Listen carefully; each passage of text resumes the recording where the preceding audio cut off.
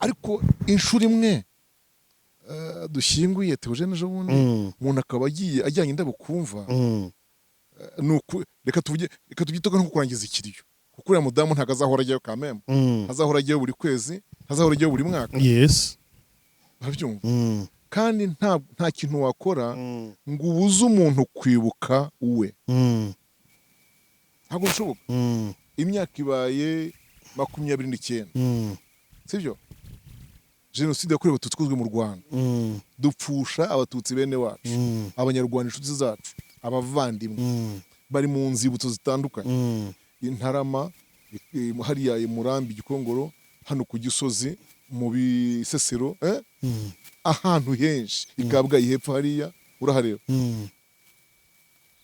buri kwezi kwa kane iyo twibuka sibyo tujyanyeyo indabo uko tubikora tukajya gucana urumuri rw'icyizere ntabwo burya tuba tugiye guterekera abapfuye oya nshaka kubwira abatutse amatwi Imana burya buri gihe ikunda guha agaciro cyane umugambi yego Joel ahagurutse agiye i Rusororo kumva agiye Igihundwe aho umukambwe Kanizi yashyinguye yahagurutse ajyanywe n'iki yego objectif yari iyihe mu mutima hari mu iki yabiteguye ate yes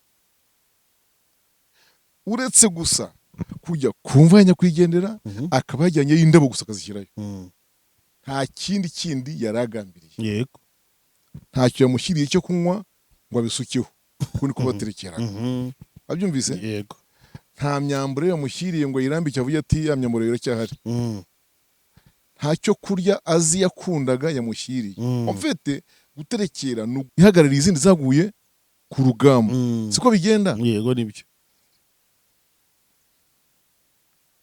bariya abantu bose twibuka twe turabibuka nk'abantu bari mu gihugu yego kimaze kwiyubaka cyubakitse yego tumaze kugisana hari aho tukigejeje Imana ishimwe ariko twibuka buri gihe ko twagombye kuba uko turimo kukinezererwa twibuka yuko na Fred Gisago byo kuba afite aho atuye aho bose bafite aho atuye nabo bakishimira iki umusaruro uri mu gihugu ntabwo ro kubibuka ari abazimu babo tuba duterekereye ubwo mbivuze kubera gutahukana amagufa kwa Yakobo na Yosefu tuba twibuka ngo yushishikije gukoraho ni iki iki yushishije gukoraho ngo ni iki ugasanga ishusho kandi hari ibyo yikoraho ngira ngo urize ko hari abantu bafite amafoto y'ababyeyi babo mwe ntimubifitiye muzehe turabifite no si atuje niyo ntihari mu rugo iwe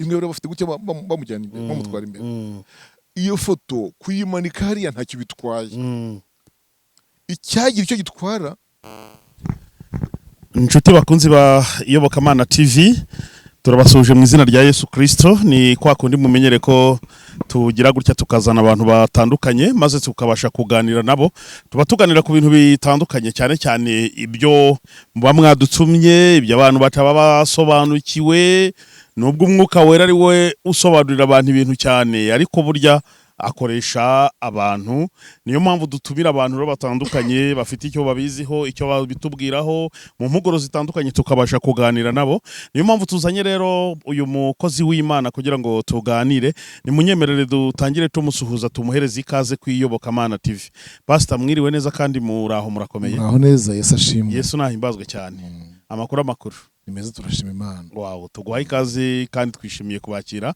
ku Iyobokamana TV murakoze cyane muratangirana no kwibwira abantu badukurikiye kuko buri munsi tuba twunguka abantu kugira bamenye ngo tugiye kubana nande muri iki kiganiro mugiye kubana na Pastor Michel Zigirinshuti yego mu itorero rya Pentecote de Peri ku Gasave niho mbarizwa yego Pastor muradusengera kugira mu twingingira Imana ize kubana natwe muri iki kiganiro Mana ishobora byose turagushimiye tugushimiye umwanya tugiye kuganira uduhaye ibyo tugiye kuganiraho aba ari ibyo washatse ko tuvuga kugira ngo umurimo wawe ujye mbere atari kubw'umurimo wawe biragatsindwa ko twatakaza igihe ntacyo biri bwungura umurimo wawe, ariko kubera ko uzi ibyungura umurimo wawe, ibyungura itorero, niyo mpamvu baduhaye uyu mwanya kandi ukaduhatira cyane kubikora.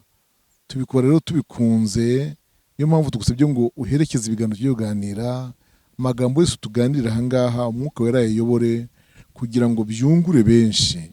Ndagushimiye ko byumvise mu izina rya Yesu Kristo umwami wacu, amen. Amen.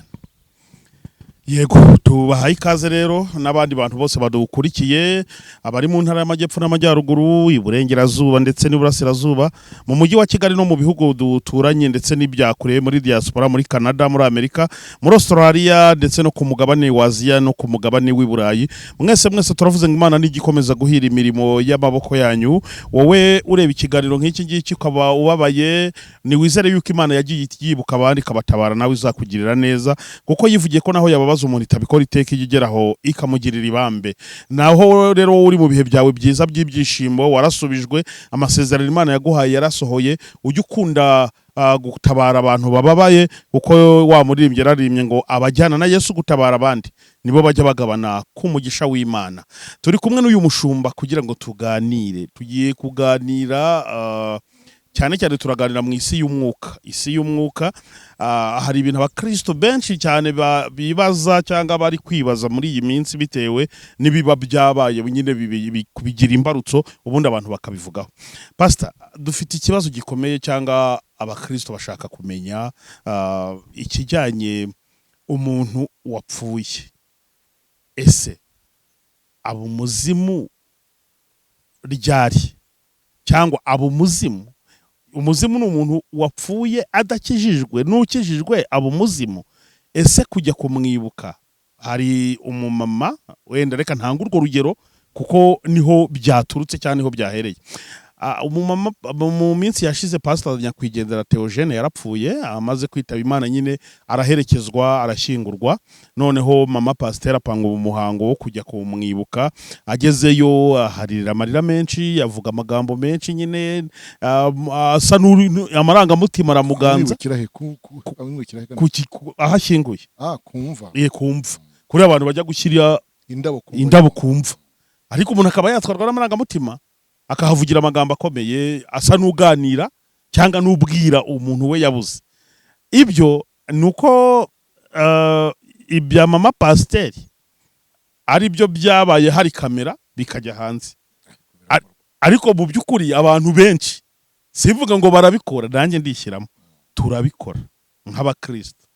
Hahita hakurikira rero inkuru zivuga ati mama Pasteur wa Theogene yagiye guterekera abazimu, bitera induru yo kutumvikana kimwe, abantu babivugaho bitandukanye. Ubundi mu by'ukuri abazimu ni bantu ki? Kamanze nsobanura kanwa gato. Yego, cyo kora nicyo nyine uhereyeho ndakivugaho. Yego, mbere yuko tuvuga abazimu ni bantu ki, tunibaze guterekera ubwacyo ni iki. Yego, guterekera ubwacyo ni iki. Ubwo ngira ngo twinjiye mu kiganiro, guterekera ni iki, bikorwa gute? Abazimu, yego, aribo abandi bita abadayimoni, mu gifaransa ni le démon. Yes. Ntabwo umuntu ukijijwe, wapfuye akijijwe, watashye akijijwe ari umukristo, ajya mu muzimu. Uretse n'uwapfuye adakijijwe, bamba akijijwe, n'upfuye adakijijwe wese siko mu muzimu. Yego. Ikuzimu hakomereza y'imirimo umuntu avuye ino yakoraga. Icyo uracyumvise? Ndi kubyumva 100%. Hakomereza y'imirimo umuntu avuye no ku isi yakoraga. Ikuzimu ni indisi. Yego. Sibyo? Kandi naho munsi y'isi kuzimu nyine naho hari mu bwami Kristo atwara. Nubwo umwami waho Satani ahari, ariko Yesu yaramunesheje. Yego. Kristo hafite ijambo, kuko niho yamaze iminsi 3 azukana abari barasinzire mu bituro b'icyo gihe. Yego. Hariya hantu ikuzimu, iyo dushyinguye umuntu, yego,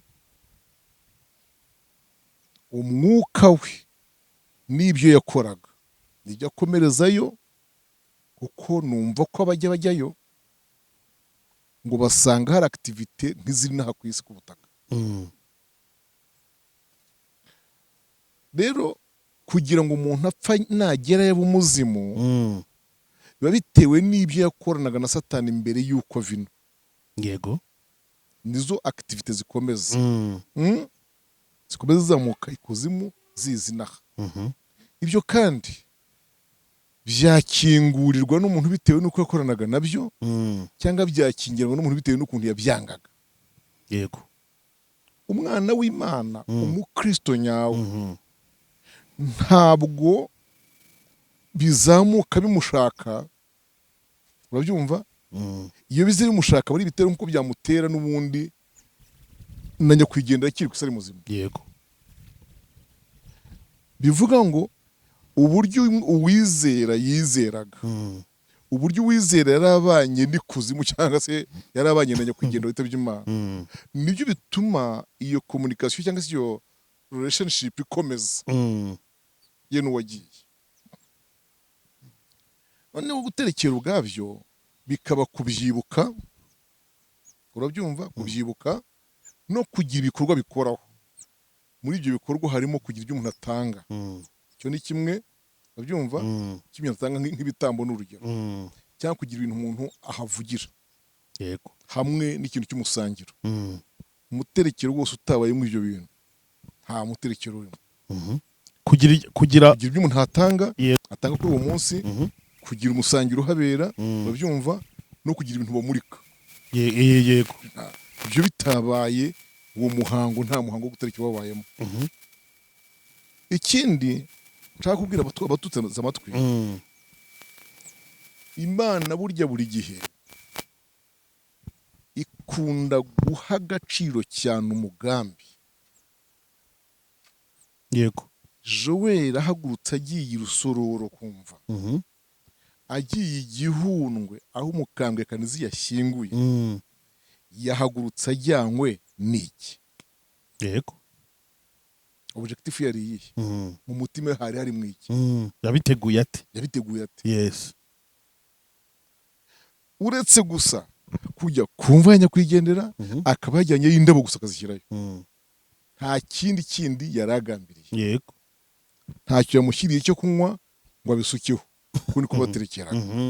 Abyumvise? yego, Nta myambaro yamushyiriye ngo ayirambike avuge ati ya myambaro iracyahari. Nta cyo kurya azi yakundaga yamushyiriye. Mfite guterekera ni ugusangira n'ibigirwamana hamwe n'abo bakurambere bagiye mbere yacu. yego, Ariko igikuru cyane ngo abantu baba bahaye ibigirwamana, kandi ibyo bigirwamana iyo bishatse bituma bene abo bantu bakoranaga nabyo abandi babikoreraga. yego. Ese ikintu nimo cyumvise ubwo ngubwo? Ndi kubyumva Urimo cyane. cyumvise? Ndi kubyumva. Ibigirwamana abantu bakoreraga bituma abo bantu bapfuye kuko bakoranaga nabyo baraziranye. Ubwo busobanuro burakomeza. Noneho abo bantu bagiye bakabafasha kugumya guteza mbuteyaje mu basigaye. Nibyo mwajya mwumva ngo abazimu bateye abana, bateye umuryango runaka. Icyo gihe nuko se uwo nguwo sekuru uwo yapfuye n'ubundi ari byo yakoraga, ari byo yakoreraga. Ntabwo rero kujya kumva kujyana y'indabo simbibona nko guterekera.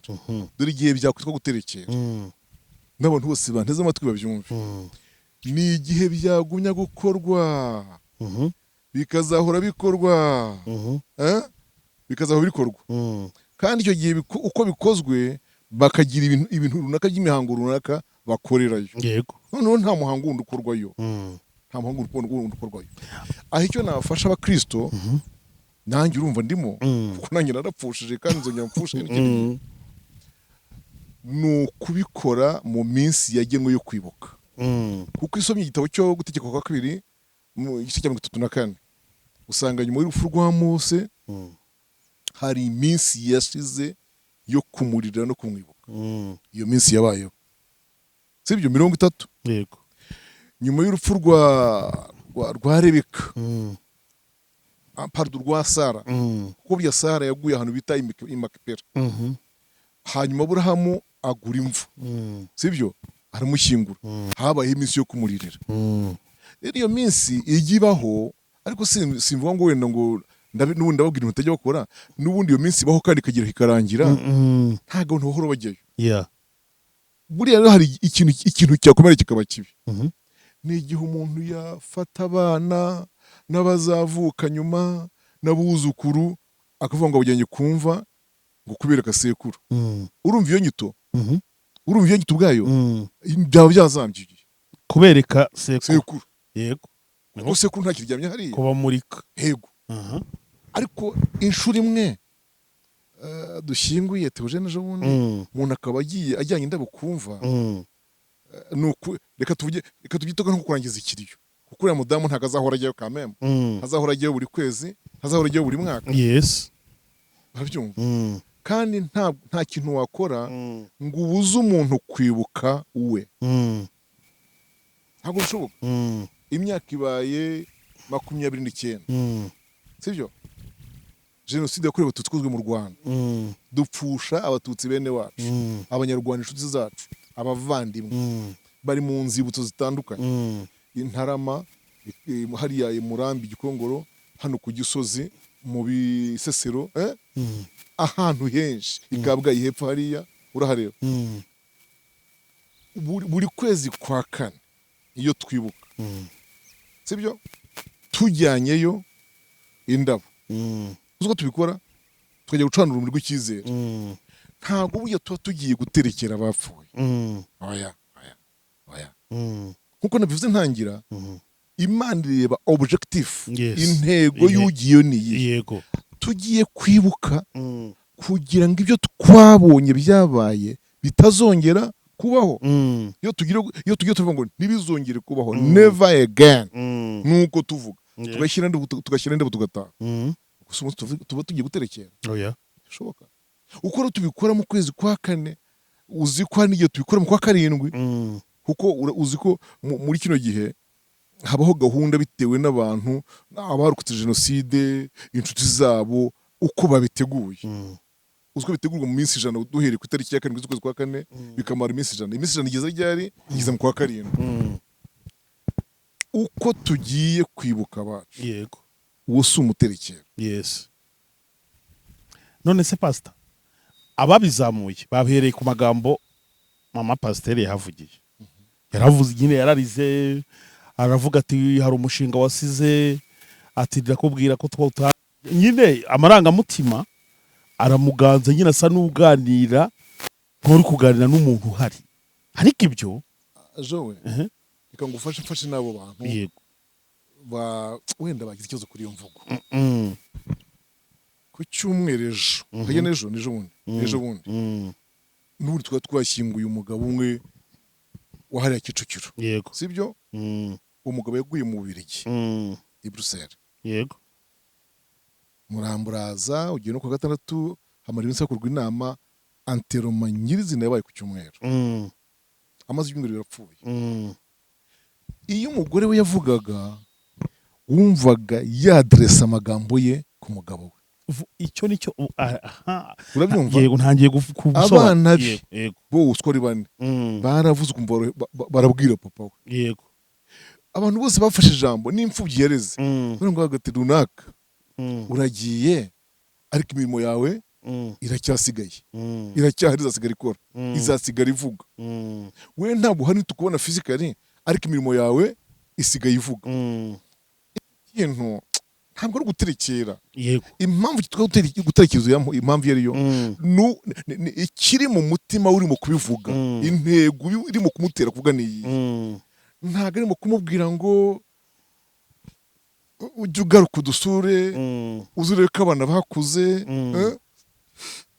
nyirakanaka nasabwa agakobwa, uzagerageza uhabe. Uko niko guterekera kwa kera. Yego. Kwari ukumusaba ngo azahabe. Iyo puissance ituma amurarika, ikamwizeza ko azanahaba, niwo muterekera. Yego. Naryo jambo ribi. Hari abavuga bati se ko umuntu aba yapfuye, umubiri twawushyinguye, umwuka wasubiye aho wahoze, iyo mvuga bayikoreshereza iki? ariko tunamenye ko atari bose babizi muri ya marangamutima yabo yose, ntabwo ari bose babizi. Aho yagiye akamuryamisha tugashyiraho itaka, harumva nyine ari aho ngaho, harumva ari aho ngaho. Mu by'ukuri harya haryamye umubiri we, mu minsi mike uraba wivanze n'itaka biboze byose bihindutse umukungugu, umwuka wamaze kujya aho ugomba kujya. Niko birivuga mu byahishuwe. Ariko ubabaye iyo avuga aba yumva ari nk'awabwira.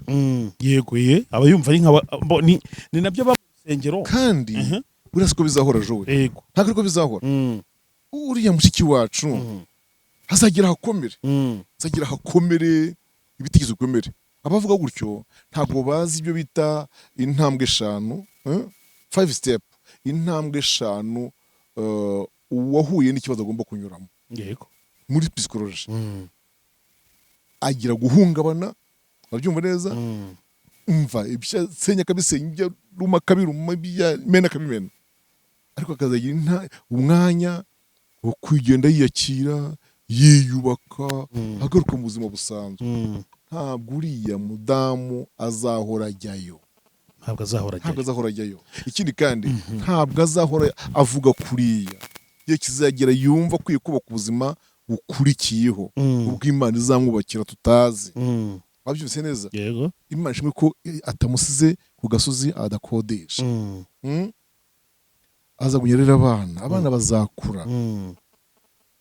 Ntabwo abana ndi bakura, Imana ikidutije kurema ku isi, ntabwo nyakwigendera azataha ubukwe, ntabwo bazajya kumutumira ngo uze ubutahe. Icyo gihe nibwo habaye umuterekero.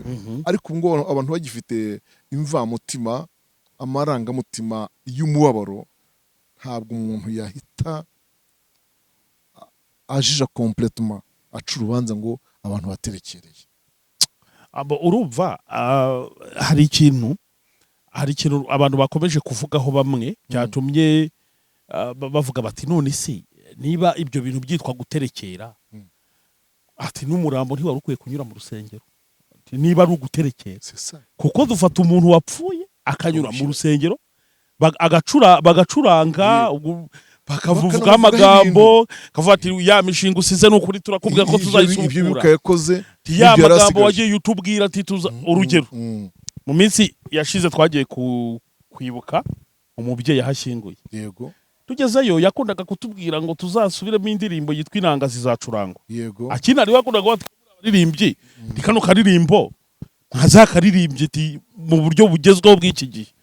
Agipfa ni nkayo ndirimbo twagize imuneye yo kumwibuka, nanjye kwanga imune national. Ni indirimbo twagize ikirango cye. Tugiye kumwibuka, tugezeyo turayiharirimbira, sibyo? Bamwe muri twe twafatwa n'amarangamutima, kuvuga ati mubyeyi, ya ndirimbo wasize utubwiye tuzasubiramo, ngiye twarayikoze. Nyine urumva y'amaranga. Noneho nabajije ejo rero bikiba, nabajije umuntu ati subwo natwe twaraterekera, ati cyane mwaterekereye umuzimu waso. Ndavuze papa ko yarakijijwe, ubwo ni umuzimu, ati theologically ni umuzimu. Numva birancanze binjyana kuri biramvuna. Ndavuze burya niko bimeze. None pastor nkugiriye aho mwari muri hariya kumva, sibyo? Impamvu ariho mwavugiraga nuko ariho yashyinguye. Nibyo. Ariko mu by'ukuri ntabwo ariho akiri. Niyo muvuga ntabumvira hariya, wabyumvise? Ndetse aho ari wenda nta nabumva, tuvuge gutyo. Yego. Sibyo? Gusa nanone ugenzuye icyo biva mu byahishuwe, ngo imyuka yabera iratakira munsi y'igicaniro. Yego. Itaka ivuga ngo iki? Itaka ivuga ngo uzahorera ryari amaraso yacu yamenwe. Niba imyuka yabera itaka rero, ishobora no kumva rero. Hepfo avuga ngo iki? Igisozi kikavuga ngo ni mwihangane umubare w'imbata bagenzi banyu uwuzure. Niba zisubizanya na Yesu, imyuka yabera niba isubizanya na Yesu, urumva nuko kubumva. Yego. Icyo batemerewe no kugaruka inaha. Nta contribution bagira gute batanga. Ibe spirituel mu buryo bw'umwuka, ibe mu buzima busanzwe, ntacyo batanga, ntacyo bafasha. Si koko? Yego. Niyo mpamvu nababwiye ngo umuntu wafashwe n'umwuka wo guterekera n'uba asanzwe yarabikoraga uzi n'uko bikorwa, yego, afite uko yavuga mu magambo akanabifuza kuboneka mu byo turimo, nta bisobanuro bihagije, agashaka gusangira nabo, gusharinga umunezero, cyangwa ashaka ko basharinga iki, umubabaro. None rero hariya ho ni emotions, ni amarangamutima y'umubabaro gusa umuntu aba ashyira aho ngaho. Ntabwo mu by'ukuri umuntu uvuga gutyo ntabwo azi guterekera icyo ari cyo. Ndashaka ko dusoma ijambo ry'Imana, yego, igitabo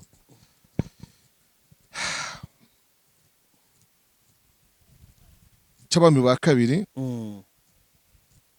ibice byaho 23, umurongo, Abami ba kabiri 23, ndasoma umurongo wa 11. Urankurikiye neza? Dako 100% rwose. Ariko ndumva nahera ku murongo wa 9 nkagera ku wa 11. Nibwo abantu babyumva neza, cyangwa no 12. Abatambyi bo mu ngoro ntibarakazamuka ngo bajye ku cyotero cy'Uwiteka i Yerusalemu, ahubwo bajyaga basangira na bene wabo imitsima idasembuwe. 10. Kandi yangiza n'itoferi hari mu gikombe cya bene Hinomu, ngo he kugira umuntu wese unyuriza Moleki umwana we w'umuhungu cyangwa w'umukobwa mu muriro. 11. Akuraho amafarashi abami b'Abayuda, abami b'Abayuda bari baratekereje izuba, ahajya mu nzu y'Uwiteka iruhande rw'inzu ya Natanimeleki umunyanzu, haheranye n'urusengero, atwika n'amagare ye yari yaraterekerejwe izuba. Yego. Mbese ibyo murabyumva? 12. Kandi ibicaniro byari hejuru y'inzu ya Ahazi yo hejuru, ibyo abami b'Abayuda bari barubatse, n'ibyo Manase yari yarubatse mu bikari byombi by'inzu y'Uwiteka, nabyo umwami arabisenya, amaze kubimenagura abikuraho, umukungu wabyo awujugunya mu kagezi kitwa Kidironi. Ibi bintu byose nsomye ni ibikoresho byajyanwaga. Bimwe nabwiye ngo umuntu ugiye guterekera kuva kera njye sinaterekereye n'imyaka yanjye ubwabyo ntibinyemerera, sibyo? Ariko imyaka yanjye uko ingana kose nasanze ibyo bintu bikorwa, nzi ababikoraga, nzi ibyo nakwirinda nsanze ngeze ahantu baterekereje, nzi n'ibimenyetso nahita mbona ko ari byo barimo. Babyumvise? Abantu baterekera ikintu cya mbere bagomba kubaga, ntiyashobora kubura kumeneka amaraso ku gitambo. Yego. Abantu baterekereye. Cya kabiri baracana. Cya gatatu baranywa. Yego. Kandi icyo gihe iyo banywa nyuma, ariko babandi gutereka intango hariya, ngo baraha abo bakurambere. Yego. Muri ibyo byose niki mushiki wacu yakoze, haba kumva haba niwe mu rugo? Ntacyo. Mwe muvuye kumva yanzabona impakaniziyo, mwakoze iki kumva cyangwa wenye mwakoze iki? Ntacyo. Guterekera kuri herero. Guterekera ikikuranga ni umuhango ukorewe muri icyo gikorwa cyo kwibuka, ni amagambo havugiwe, n'ibintu muhatangiye muvuga ko muri mu guhabanya kwigendera. Ngira ngo babyumvise? Ndabyumvise 100%. Guterekera kuri herero. Ntako.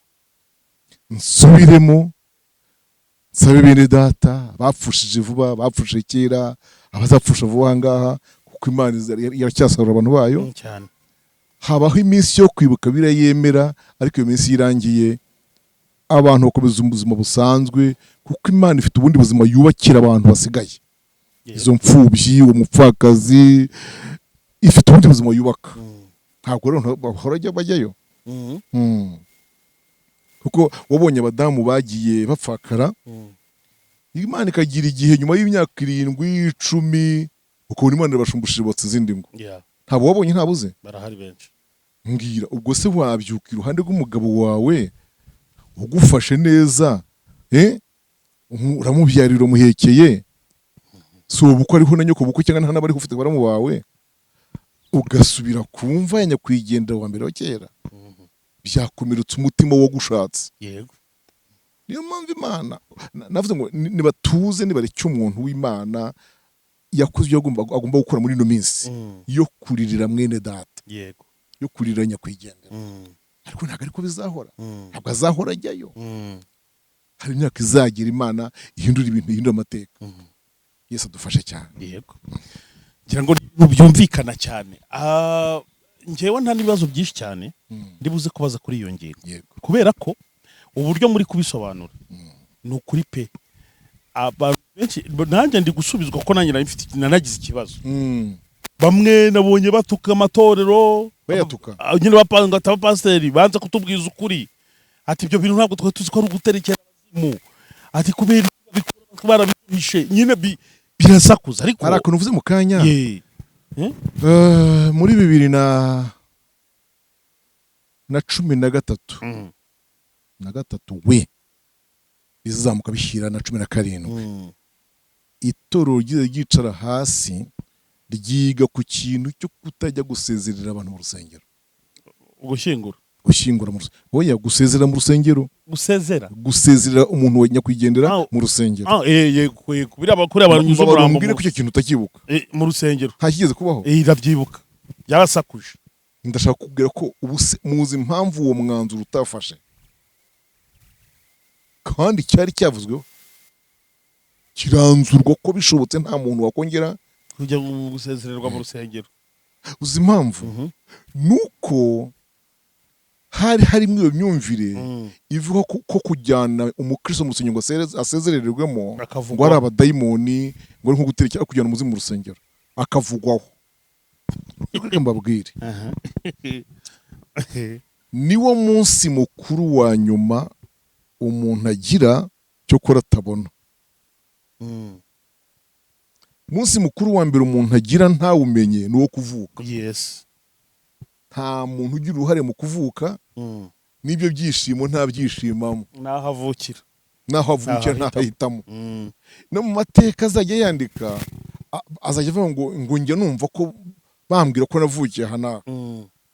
Bambwira ko ngo mvuka data yakoraga ikintu iki n'iki. Ngo mama yakoraga ibi n'ibi. Uziko n'abajya batanga ko nyina ngo yari umusazi. Ati niko nabimenye. Ntiyabihisemo ko byagwa n'umusazi cyangwa n'indayi. Umunsi mukuru adoka iminsi mikuru yindi iba hagati yo kuvuka no gupfa niyo yonyine umuntu yemerewe kumenya. Akayindezererwa. Yego. Mariage, kubatizwa, diplome, baptisme ariko kubatizwa, ibyo byose n'amasakaramentu yandi nk'ubusaserdoti, ubushumba, ubuki byose.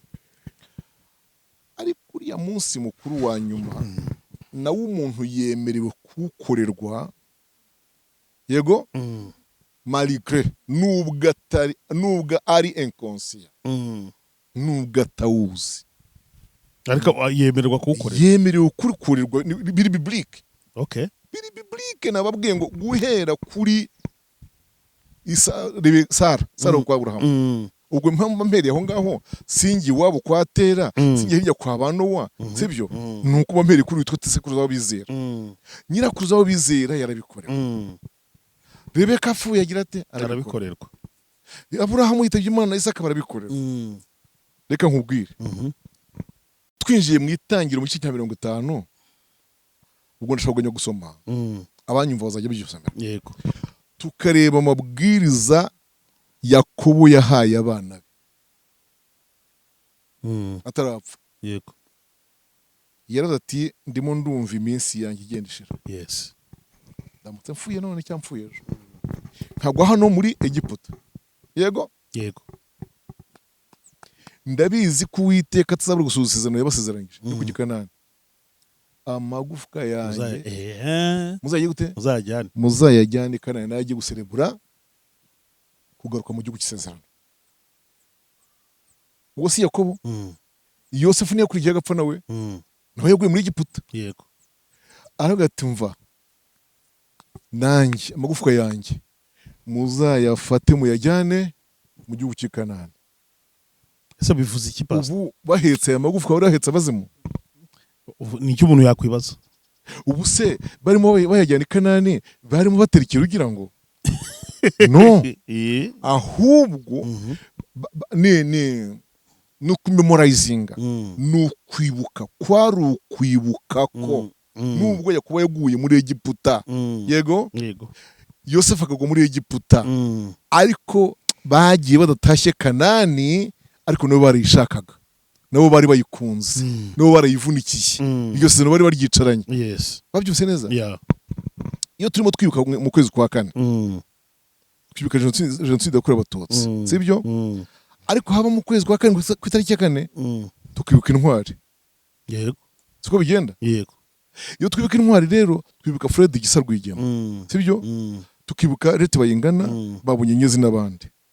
Tukibuka n'ingabo itazwi ihagarariye izindi zaguye ku rugamba. Siko bigenda? Yego nibyo. Bariya abantu bose twibuka, twe turabibuka nk'abantu bari mu gihugu, yego, kimaze kwiyubaka, cyubakitse, yego, tumaze kugisana, hari aho tukigejeje, Imana ishimwe. Ariko twibuka buri gihe ko twagombye kuba uko turimo kukinezererwa. Twibuka yuko na Fred Gisa yagombye kuba afite aho atuye, abo bose bafite aho atuye, nabo bakishimira iki? Umusaruro uri mu gihugu. Ntabwo rero kubibuka ari abazimu babo tuba duterekereje. Ubwo mbivuze kubera gutahukana amagufa kwa Yakobo, ya Yakobo n'aya Yosefu. Tuba twibuka ngo bariya abantu nabo amaraso yabo yemenetse barwana kubohora iki? Igihugu. Niyo mpamvu tubibuka rero. Nongere mbisubiremo, umuterekero ni umugambi wo mu mutima, yego. Cya kabiri, umuterekero ni ibikorwa biwukozwemo n'ibintu bihatangiwe, yego. Ikindi, umuterekero ni relationship, ni isano n'ubundi ryahoze hagati ya nyakwigendera n'ibigirwamana. Yego, ngira ngo birumvikana. Kandi izi utarabanye n'ibigirwamana ubwo wabirwanyaga, yego, n'undi n'abandi, ntabwo uwo muntu kumwiko twavuga ngo ni umuterekero. Reka nkubwitsa kandi kantu. Ntangiye gufashwa. Utangiye gufashwa? Nko muri 2030. 2030. Israel kare kana kanya kwigendera. Agene gucura burya. Rero gucura. Siko gaherereza. Gashobora kuzakora ubukwe. Kakabukorera igihundwe. Ni urugero nguhaye. Ni urugero. Cyangwa se kakabukorera mu bigutu. Cyangwa ku nkanga. Yego. Aho kanizo yanyuze ayobora wenda hamwe muri abo. Cyangwa intura. No kurwahira yarahayoboye. Nibyo. No kukirabyo. Yarahanyuze. Noneho umushumba uhagaze arimo ashyingira, kumva bimujemo, aravuga ati duhaguruke dufate umunota umwe. Dufate umunota umwe wo kwibuka ko muzehe nyakwigendera Zabone Makaneziyo atabashije guhagarara mu bukwe bwa bucura bwe Israel. Yego. Sibyo? Nibyo. Dufate umwanya umunota umwe gusa wo kwibuka nyakwigendera. Tujya tubikora mu rusengero? Turabikora. Tubikora? Yego. Bamwe ati mu mutima. Kuko Imana ireba abantu bashobora kureba ibyo biri kuvugwa ariko ibiri mu mitima. Nabyo byinshi. Mu gihe turahagaze cyangwa n'undi muntu ari kuvuga ati yo habano kuri ubutashye ubukwe. C'est ça.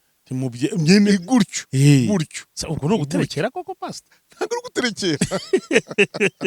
Ntabwo mu muterekereye. Iyo dufashe umuntu tumwe ngo twibuke nyakwigendera. Ntabwo tuba duterekera. Uriya muntu bafata umuntu atekereza ku muntu we.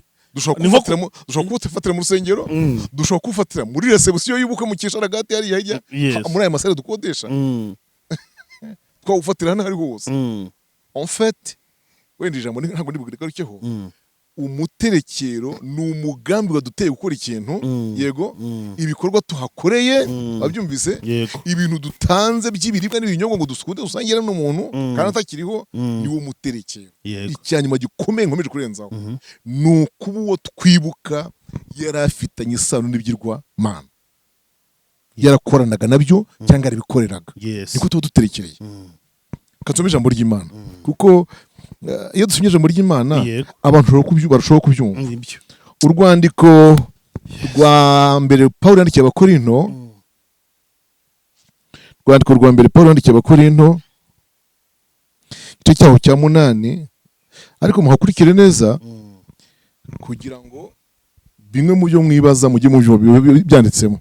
Ndasoma umurongo wa mbere nsimbuke nsome wenda n'uwa 4 manuke wenda ngire ku murongo wa 8.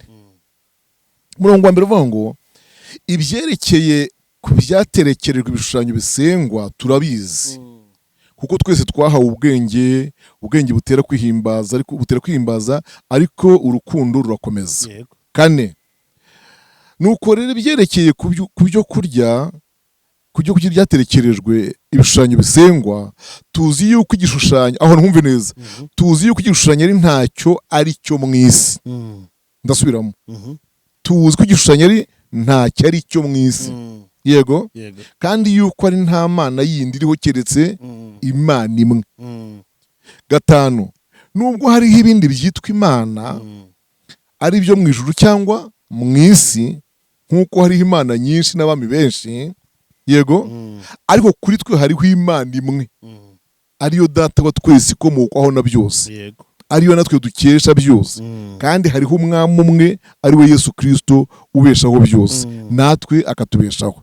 Karindwi, ubwo bwenge ntibuzwi n'abantu bose, kuko bamwe bwo kumenyera gukorera ibigirwamana, urumva, barya inyama zabiterekerejwe bakiyumvaho ko ari imana nyamana baziterekerereje, nuko ibyo bigatuma imitima yabo idakomeye yononekara. Nyamara ibyo kurya si byo bitwegereza imana, iyo tutabiriye ntacyo dutubirwa, cyangwa iyo tubiriye ntacyo twunguka. Donc urumva ko hano ijambo rikomeza kuzamo ni imana z'ibigirwamana cyangwa ibishushanyo bizihagarariye aho ngaho byazisimbuye. Yego, ndafashijwe, byazisimbuye. Amen. Ubu ngubu umuntu agiye agakoresha igishushanyo, mu gifaransa bakita monima, akagenda akabumbisha monima cyangwa akayibajisha mu giti, sibyo, akayita umuntu runaka, umusaza runaka, icyo gihe aba ashyize ikigirwamana mu rugo iwe, kuko aba azi ishusho. Iyo shusho ikije gukoraho ni igiki?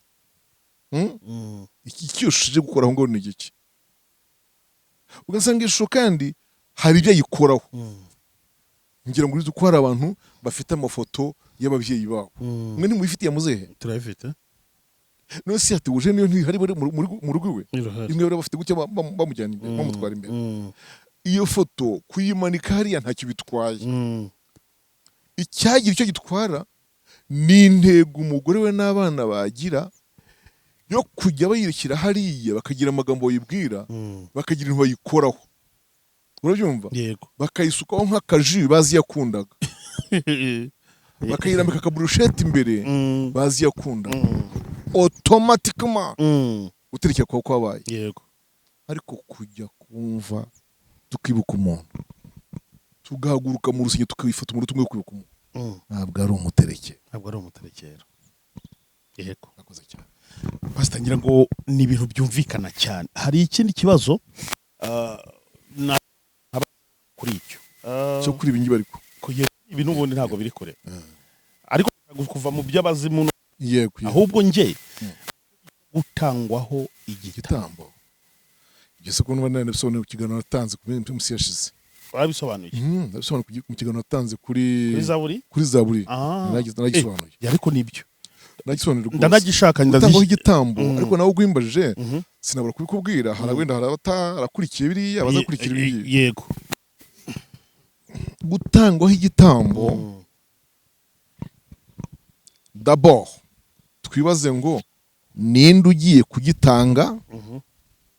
Urangurikiye? Yego. Icya kabiri, aragiha nde? Urangurikiye? Yego. Icya gatatu, agamije iki? Biramwungura iki? Wabyose byombi se? Nabyo ndi kubyumva ijana ku ijana. Icya mbere ni ikihe? Ninde ugiye kugitanga? Igitambo kigiye gutangwa nande? Aragiha. Yego, agiye kugiha nde? Arabyunguka mwiki. Yego.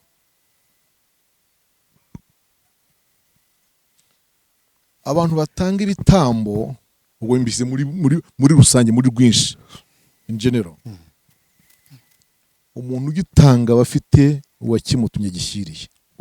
Uwakimutumye agishyiriye. Yego. Sibyo? Abraham atanga Isaka yari yamusabwe n'Uwiteka. Izindi mana zitari Uwiteka nazo zasaba abazikorera kuyizanira igitambo. Icyo gitambo Aburahamu yatanze cya Isaka gishyiriye Uwiteka, niko n'aba kino gihe bashobora kubisabwa, bagasabwa ibitambo bakabitangayo. Pastor, ngira ngo ni ukuri muradusobanuriye kandi abantu bagomba kubyumva.